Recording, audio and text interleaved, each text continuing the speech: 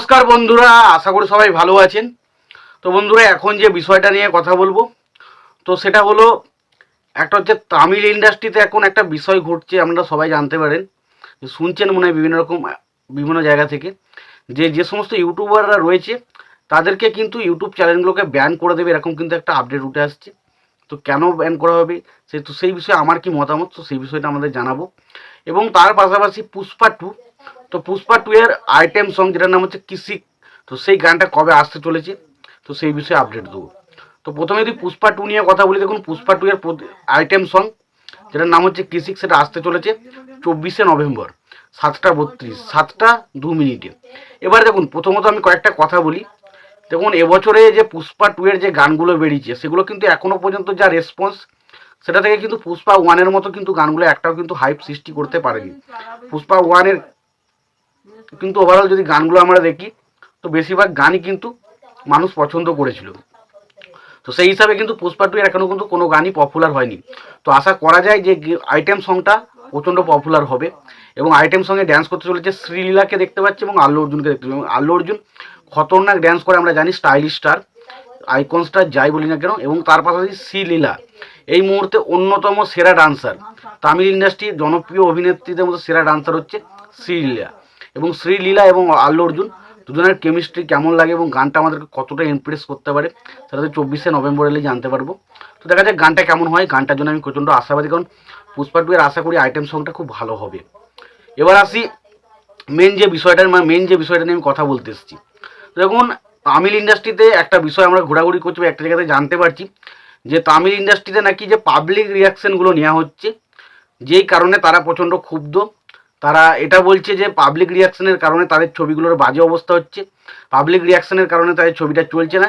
তাই তারা ঠিক করেছে যে যে সমস্ত ইউটিউবাররা এই পাবলিক রিয়াকশনগুলো নিচ্ছে, তাদের চ্যানেলগুলোকে তারা ব্যান করে দেবে।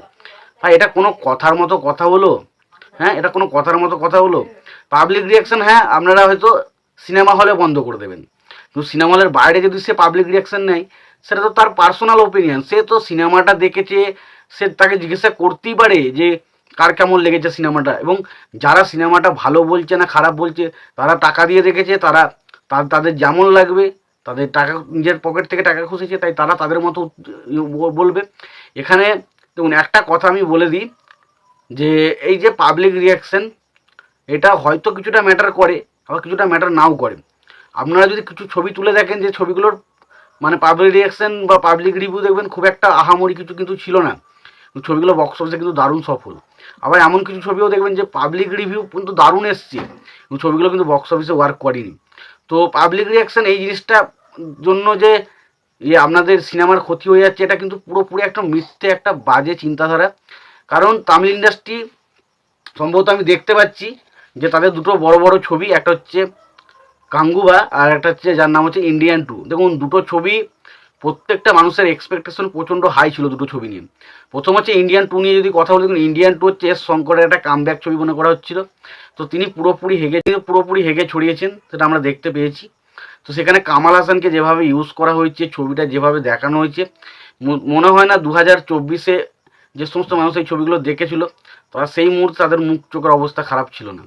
তো এতটা জঘন্য, এতটা বাজে ছবি কিভাবে মানুষ বানাতে পারে, তো সেটা জাস্ট ইন্ডিয়ান টু দেখলেই বুঝতে পারেন। মানে জাস্ট আপনি যদি পাগল হতে চান, এই সিনেমাটা দেখতে পারেন। এবং সেই ছবিটা যদি মানুষ বলে যে খুব ভালো খুব ভালো, ভাই শুধু বাজেট দিলেই হয় না। আর গাদা, দেখুন ছবিটার কন্টেন্ট তো কিছু থাকতে হবে। আজকে ইন্ডিয়ান টু নিয়ে প্রচণ্ড মানুষ, আজকে ইন্ডিয়ান প্রত্যেকটা যারা সিনেমা প্রেমী বা সিনেমা লাভার হয়েছে, তাদের কাছে ইন্ডিয়ান ছবি একটা ইমোশনাল। তাদের কাছে সেই প্রত্যেকটা সেনাপতির ক্যারেক্টারটা প্রত্যেকটা জায়গা তাদের মধ্যে ভেতরে রয়েছে। এবং সেই ক্যারেক্টারটা যখন সিনেমাটা আপনারা প্লে করছেন এবং সেখানে সিনেমাটার পুরো 12টা পুরো চটকে করে রেখে দিচ্ছেন, এবং তারপর যখন পাবলিক রিয়াকশান কেউ নিচ্ছে এবং সেখানে তারা যখন খারাপ বলছে, ছবিটার বক্স অফিসে যখন ডিজাস্টার হচ্ছে, তখন পুরোপুরি দোষটা, তাহলে দোষটা তো এই জিনিসটা তো করতেই হতো না। দেখুন, পাবলিক রিয়াকশান যারা নিচ্ছে, তারা ভালো হলেও পাবলিক রিয়াকশানে ভালো বলবে, যারা খারাপ হলেও খারাপ, তারা তো আমি তো দেখতে পাচ্ছি না তাদের দোষটা কোথায়। আর দ্বিতীয়ত হচ্ছে দেখলাম কাঙ্গুবা। দেখুন, কাঙ্গুবা ছবিটা রিলিজ হওয়ার আগে এই ছবি যারা প্রডিউসার ছিল, তারা বিরাট বড় বড় বক্তব্য মারছিল যে এই ছবিটা নাকি বাহুবলীর থেকেও সেরা হবে, বাহুবলীর রেকর্ড ভেঙে দেবে, সুরিয়ার কেরিয়ারের সেরা ছবি হতে চলেছে, সুরিয়ার কেরিয়ার সবচেয়ে হাইস্ট বক্স অফিস দিয়ে কালেকশন ছবি হতে চলেছে।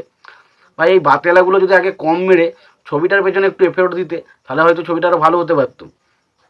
বাট গাঙ্গুবা এবং এই ছবি দুটো এত বাজেটওয়ালা ছবি, বাট ছবিগুলো এতটা ভেজাল যে একবার বসে দেখা যায় না পর্যন্ত। তো সেই ছবিগুলোকে নিয়ে আপনারা বলছেন যে এই ছবিগুলোর মানুষ নেগেটিভ রিভিউ করেছে, তাই এই ছবিগুলো বক্স অফিসে চলেনি, সেই জন্য আমাদের অনেক টাকা লস হয়েছে। এইসব উল্টাপটি আলতু ফালতু কথাগুলো বন্ধ করুন এবং পাবলিক রিয়াকশন, এবং সত্যি কথা বলতে একটা জিনিস তো আমরা বুঝে গেছেন যে সরাসরি পাবলিককে যদি কিছু বলি তাহলে আমাদের তো একটা বিরাট বড় ক্ষতি হতে চলেছে। তাই কী করব, যারা ইউটিউব করছে, যারা ইউটিউব করে কিছু টাকা পায়, তাদের চ্যানেলগুলোকে আমরা ধরি যাতে ব্যান করতে পারি। তো দেখুন, এইগুলো করে আলটিমেট মনে হয় না কোনো কিছু লাভ হবে, কারণ তামিল ইন্ডাস্ট্রি যেভাবে সিনেমাকে ভালোবাসে তাতে মনে হয় না এতে কোনো আলটিমেট কোনো লাভ হবে, এবং এটা করেও কোনো আপনারা কিছু পাবেন। তো আমি একটাই পুরো পরিষ্কার কথা বলতে চাই যে দেখুন, যেটা হয়েছে সেটা হয়ে গেছে, যেটা ফ্লপ হবার সেটা হয়েছে, যেটা ভুল সেটা ভুল। তো সুতরাং একটা চেষ্টা করার মানে এইসব আলতু ফালতু একে ব্যান করব, ওকে ব্যান করব, তাকে ব্যান করব, এই সমস্ত চিন্তাভাবনা বাদ দিয়ে চেষ্টা করুন যে পরবর্তী সিনেমার যে বিষয়টা নিয়ে আসবো সেই কন্টেন্টটা যেন মানুষের পছন্দ হয়, এবং সেই কন্টেন্টটা কিছু না বক্স অফিসে কী করবে আমি জানি না, বাট ছবিটা যেন কন্টেন্ট ভালো হয়, যেন সেটা মানুষ পছন্দ না একবার দেখার পর বলে না এই ছবিটা বেশ ভালো, একটা ইন্টারেস্টিং ছবি দেখলাম। তো এরকম কন্টেন্ট নিয়ে আসার চেষ্টা করুন।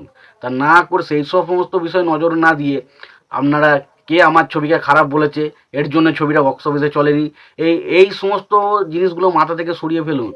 আর যদি ভাবেন যে এই জিনিসগুলো নিয়ে মাথা করে, তাহলে আপনাদের সময় সিনেমা ইন্ডাস্ট্রিতে বেশি দিন নয়, আপনাদের সময় শেষ হয়ে এসছে, হয়তো আর হার্ডলি 1-2 বছর টিকতে পারবেন, তারপর টিকার সময় আর নেই তোমাদের, আপনাদের বলে দিলাম।